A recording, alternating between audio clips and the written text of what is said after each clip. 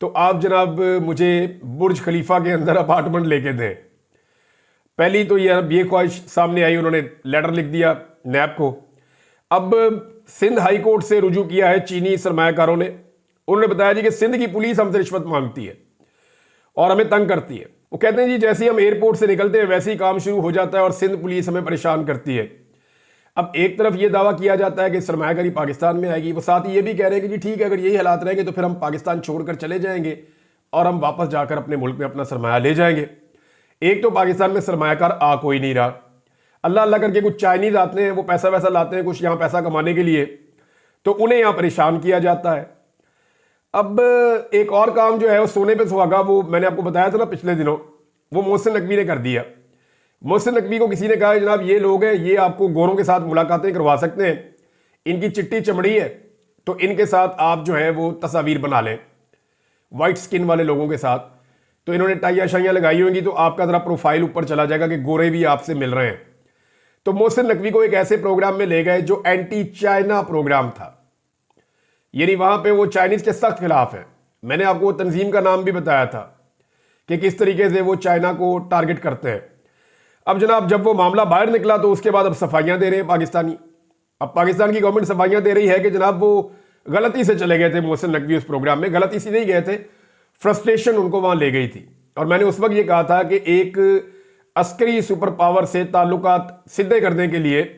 جو دنیا کی معاشی سپر پاور ہے اس کے ساتھ تعلقات خراب کر لیے ہیں، بجائے اس کے کہ ایک کے ساتھ تعلقات بنتے ہیں وہ تو بنے ہی نہیں، دوسرے سے بھی خراب ہو گئے۔ ایک بڑی زبردست مثال ہوتی تھی اردو میں، بلکہ ابھی بھی لوگ دیتے ہیں، کہ کھایا پیا کچھ نہیں گلاس توڑا 12 نے۔ اس وقت 12 نے کا گلاس ہوتا تھا کہ ہوٹل میں آئے گلاس ٹوٹ گیا، کچھ بھی کھایا پیا نہیں، 12 نے دینے پڑ گئے انہیں۔ تو یہی کام ہوا محسن نقوی کے ساتھ، وہاں گئے جا کے اینٹی چائنا اجلاس کے اندر شریک ہو گئے کہ شاید میں امریکہ کے ساتھ کوئی تعلقات بنا لوں گا، میں یہ شو کروں گا کہ وی آر اینٹی چائنا اور یہ لوگ ہمیں کوئی مدد کریں گے۔ تو کسی نے مدد بھی نہیں کی، کسی نے گھاس بھی نہیں ڈالی۔ اور جن 2 کانگریس مین سے ہاؤس آف ریپرزنٹیٹو کے جو 2 ممبرز ہیں جن سے ملاقات ہوئی محسن نقوی کی، ان دونوں نے محسن نقوی سے الگ ہوتے ہی فوری طور پہ یہ ٹویٹ کیا کہ عمران خان کو رہا کیا جائے۔ وجہ یہ ہے کہ وہ بھی یہ جانتے ہیں کہ یہ ہمیں دھوکہ دے رہے ہیں، ہمارے ساتھ فراڈ کر رہے ہیں۔ دوسرا جو محسن نقوی کو ملتا ہے اس کے اوپر پھر ریئیکشن بھی آتا ہے، وہ لوگ کہتے ہیں جناب کہ انہوں نے وہاں پہ ظلم اور بربریت کی ہے، آپ ان کو مل کر کیا پیغام دینا چاہتے ہیں۔ ناظرین ایک اور خبر ہے وہ یہ کہ تحریک انصاف نے ایوان کے اندر اور ایوان کے باہر دونوں طرف حکومت کو مصیبت میں ڈال دیا اور دبا کر احتجاج کر رہی ہے، چاہے پنجاب اسمبلی ہے،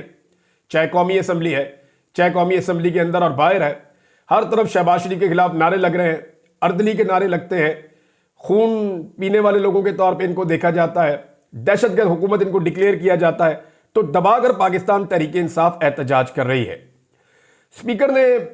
مذاکراتی کمیٹیوں کو 28 جنوری کو بلایا ہے، حالانکہ پاکستان تحریک انصاف نے مذاکرات 1 ہفتہ مکمل ہونے پر ختم کر دیے تھے۔ تحریک انصاف نے 7 ورکنگ ڈیز کا ٹائم دیا تھا حکومت کو کہ 7 دنوں کے اندر آپ ہمیں بتائیں کہ آپ کمیشن بنا رہے ہیں یا نہیں بنا رہے۔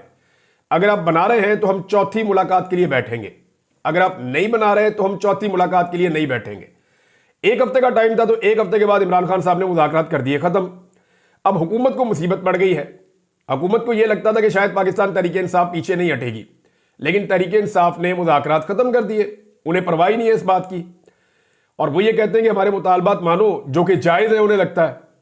اگر مانو گے تو ٹھیک ہے، نہیں مانو گے تو ہم مذاکرات نہیں کرتے۔ اب اسپیکر نے 28 جنوری کو مذاکراتی کمیٹیوں کو بلوایا، یعنی انہوں نے کہا جی اپوزیشن بھی آ جائے اور حکومت کی مذاکراتی کمیٹی بھی آ جائے، 28 جنوری کو آ جائے۔ لیکن پاکستان تحریک انصاف نے تو مذاکرات ختم کر دیے ہیں اور ڈیڈ لائن ختم ہونے پر ختم کیے ہیں، لیکن پھر بھی بیرسٹر گور خان نے ایک سٹیٹمنٹ دیا، انہوں نے کہا جی حکومت کمیشن بنانے کا اعلان اگر کر دے تو مذاکرات کی بحالی پر ہم غور کریں گے۔ یہ بات تو ٹھیک ہے، حکومت اگر ابھی بھی اعلان کر دے کہ وہ کمیشن بنا رہی ہے تو مذاکرات کی بحالی کے اوپر غور کیا جا سکتا ہے، لیکن یہ مذاکرات جو ہیں وہ حکومت کے لیے ایکچولی ایک ڈراؤنے خواب کی طرح تھے۔ حکومت اس کو پسند نہیں کر رہی تھی بالکل بھی ان مذاکرات کو، کیونکہ ان کو اس بات کا آئیڈیا تھا کہ پاکستان تحریک انصاف جو بھی مانگ رہی ہے اس میں سے کچھ بھی اگر پاکستان تحریک انصاف کو دیا گیا تو یہ حکومت کے کھاتے میں سے جائے گا۔ دوسری طرف جو جمہوریت کا چیمپئن ہے بلاول زرداری، وہ پھر سے ججز کے اوپر انہوں نے شروع کر دیا اٹیک کرنا، حالانکہ عدالت کے اندر ایک بڑا سنجیدہ مسئلہ پیدا ہو گیا ہے ان کی ایک بھونڈی قسم کی آئینی ترمیم کے بعد۔ انہوں نے سپریم کورٹ آف پاکستان کا سارا سٹرکچر تبدیل کر کے رکھ دیا ہے، ججوں سے ان کے اختیارات واپس لے لیے ہیں، عدلیہ کی سپیس چلی گئی ہے، چند ججز جو ہے انہوں نے پورے کے پورے سسٹم کو یرغمال بنا لیا ہے، اور وہ ججز جو ہے وہ حکومت کے بہت قریبی ہیں یا حکومت کے چنے ہوئے ججز ہیں۔ اب ایسی صورتحال میں جب ججز اپنی سپیس واپس لینا چاہتے ہیں تو بلاول نے اس کو اٹیک قرار دے دیا ہے، جناب جمہوریت کے اوپر حملہ ہو رہا ہے، ہم نے یہ آئینی ترمیم کی تھی، ہم ہی واپس لیں گے۔ تو بلاول صاحب، جیسے آپ نے یہ آئینی ترمیم کی تھی، بروٹ میجورٹی اور ڈنڈے والی جمہوریت